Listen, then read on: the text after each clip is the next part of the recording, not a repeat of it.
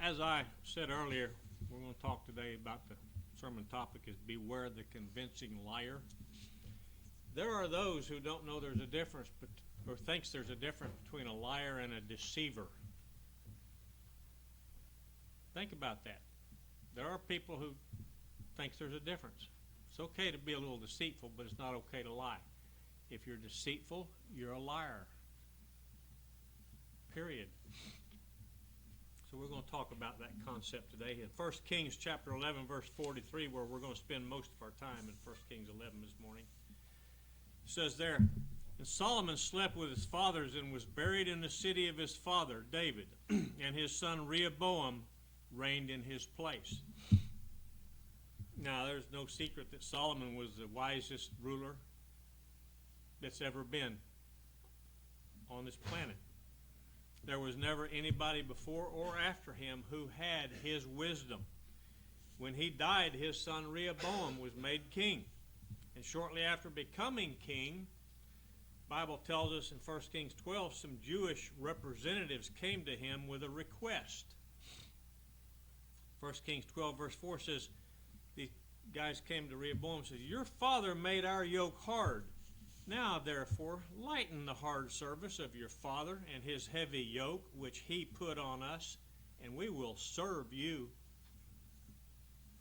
Now, that request seems sort of reasonable, doesn't it? Sort of, kind of, maybe. Too many rulers throughout history and today are somewhat prone to applying heavy yokes or burdens and grievous service on those who serve them, their subjects. Rehoboam showed a little streak of wisdom, though, here in 1 Kings chapter 12 and verse 5, when he said, when they made that request, lighten the yoke and stuff, depart from me for 3 days, then return. Now, quite often, our decisions would be much better and easier if we'd take a little time to think that decision over before we put it into action, wouldn't it? So we could evaluate and assess.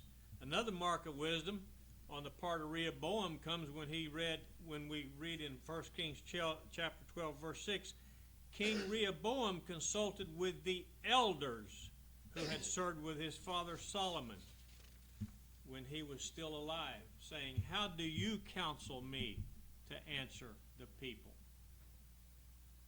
If you wanted to know something along the lines of how to rule, wouldn't you go to elders to find out? Isn't it true that both wisdom and discretion are more apt to be found with older people rather than younger people? I think we'll all agree that this is one reason why God put elders in the church as overseers. And these older men gave Rehoboam some pretty good advice in 1 Kings 12, verse 7. It says, then they spoke to him, saying, if you will be a servant to this people today, and will serve them and grant them their petition, and speak good words to them, then they will be your servants forever. A lot of wisdom talking there. Think about how different the subsequent history of Israel and Rehoboam might have been had he followed that advice. Things would have worked out a whole lot better for them. It is possible to lead people into a path of right or righteousness, but it's pretty much impossible to force or drive them into right or righteous things, isn't it? All rulers should serve the subjects. All rulers should speak good things to their subjects. And I think we can all agree that there's more friction in congregations and churches that don't have elders than there is in the congregations that do have elders and overseers. We see in 1 Kings chapter 12 and verse 8, it says there, he forsook the counsel of the elders which they had given him, and consulted with young men who he had grown up with and who had served him. And verse 9 says, he said to them, what counsel do you give that we may answer this people who have spoken to me, saying, lighten the yoke which your father put on us? Now, he already got some pretty good advice from the elders, didn't he? And here's these young guys' response in verses 10 and 11 of 1 Kings 12. The young men who grew up with him spoke to him, saying, thus you shall say to this people who spoke to you, saying, your father made our yoke heavy. Now you make it light for us. But you shall speak to them and say, my little finger's thicker than my father's loins, whereas my father loaded you with a heavy yoke. I will add to your yoke. My father disciplined you with whips. I will discipline you with scorpions. Now these young guys advising him, you know they was expecting a seat in his government, his cabinet, his administration, or whatever, weren't they? The king followed some pretty wild and reckless advice here, though. He spoke roughly to the people. And what happened? The saddest thing that can happen in this sense or context, they divided religiously. Jeroboam made Israel to sin. He forced them to sin. He did not want the people to go to Jerusalem to offer worship or anything. He was afraid that their hearts might turn back to their former king. So gradually, though, he led them away from the ways of the Lord to his ways. Keep that in mind. He made 2 calves of gold and set one of them in Bethel and the other in a place called Dan. He told his people, Jerusalem's too far. Just go over here to Bethel or Dan and worship these calves I've put there for you. Too much trouble to go all the way to Jerusalem. Does that sound a little like some religious leaders or misleaders today around the world as well as in this country? Jeroboam made priests out of the lowest of the people who were not sons of Levi. The Bible says they had to be sons of Levi, but Jeroboam said, nah, I'm going to do God's way my way. He ordained a feast in the 8th month, similar to the feast in Judah. In 1 Kings 12, verse 33, we can read that he devised in his own heart these things. He set up his own religion pretty much, didn't he? Much of what happens today in religious circles has been devised in the hearts of man or people. And God thinks no more of it today than he did back then. He didn't accept it then, and he won't accept it now. Well, God finally sent this man of God to Bethel to cry out against Jeroboam at the altar. And God never makes a mistake in choosing the right person at the right time to do the right thing, does he? It took a lot of courage and fidelity to carry out that mission by this man of God. But this prophet of God, he was up for it. He was up to the task. Of course, God had given him the exact message that he wanted him to speak at Jeroboam's altar in Bethel. He delivered that message that God told him to deliver. What were the visible results? Well, in 1 Kings 13, in verse 4, says, now when the king heard the saying of the man of God, which he cried against the altar in Bethel, Jeroboam stretched out his hand from the altar, saying, seize him. But his hand which he stretched out against him dried up, so he could not draw it back to himself. Now apparently Jeroboam did not like that sermon this man of God was preaching, huh? Seize him. He's not preaching what I want him to preach. He's preaching God's word, not mine.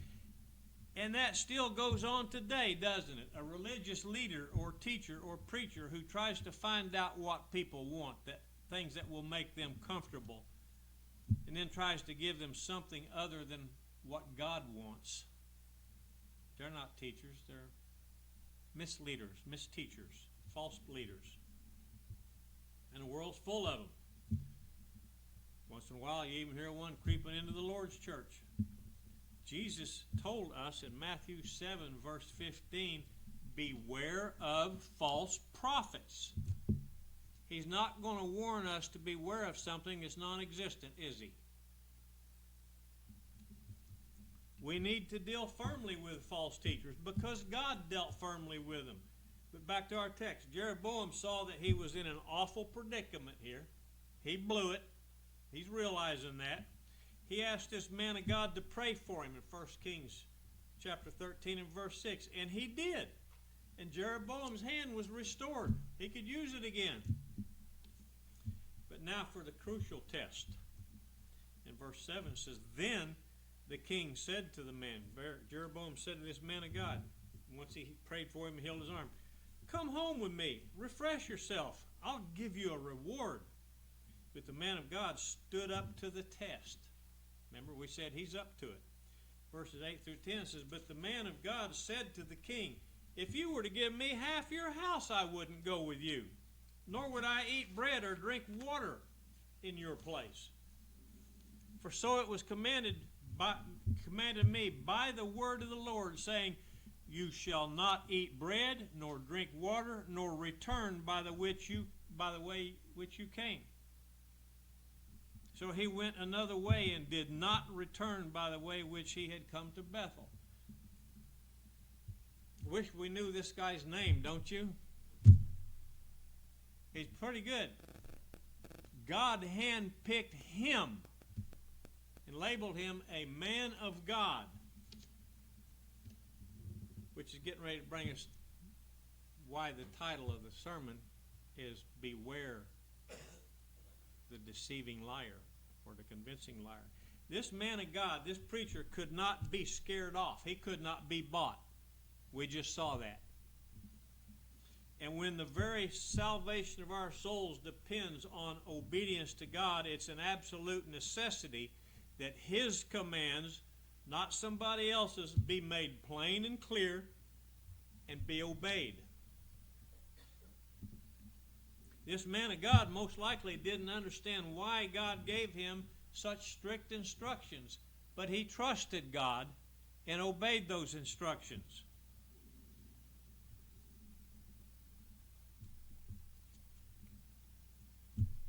That's all we're required to do. We're not required to have a complete 100% understanding of everything God tells us to do, why he told us to do it, told us to do it this way instead of that way. But we trust his judgment and his wisdom, don't we? So we do it to show our love and our faith in him. We're not going any further with this lesson. But if you read the rest of chapter 13, where we picked off, you'll see that this man of God that we've been building up was later deceived by a false prophet, also claiming to be a man of God. In 1 Kings 13, verse 8, it says, let us not be deceived. But he says, but he, this new man of God, lied to him, and he fell for it. This man of God became misled because of a deceiving liar and was severely punished. We were really looking up to this man of God, weren't we? Really admiring him, respecting him. He was up for the task, and he completed that task.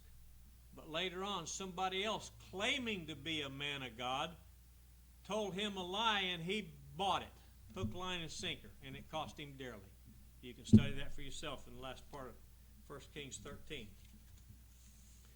If anybody here today has got anything they'd like to share with the congregation, just something you want to share, or a need you might have, a prayer request or whatever, make your need known while we stand and sing our closing song.